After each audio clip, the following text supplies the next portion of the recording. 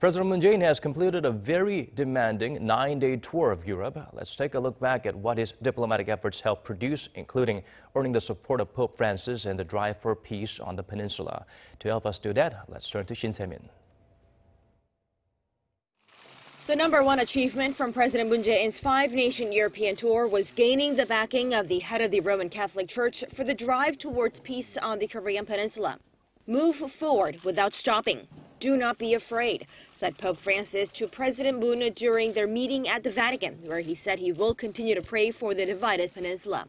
And as for that possible visit to North Korea, Pope Francis did indicate that he will consider visiting Pyeongyang, which would make him the first pope to visit the North.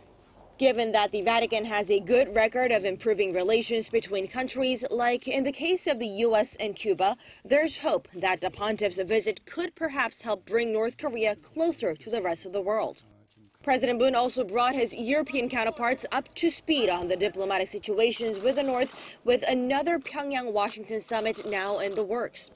But European powers like the UK and France, 2 permanent members of the UN Security Council, and Germany were less keen on discussing easing international sanctions on the regime to motivate Pyongyang to continue with the denuclearization process.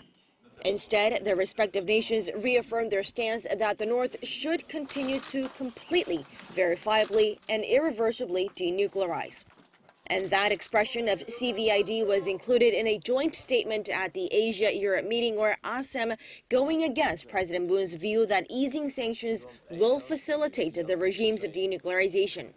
Still, the presidential office remains optimistic that although not everything will happen at once, the president's push for peace on the Korean Peninsula will eventually become a reality. Shin Se-min, Arirang News.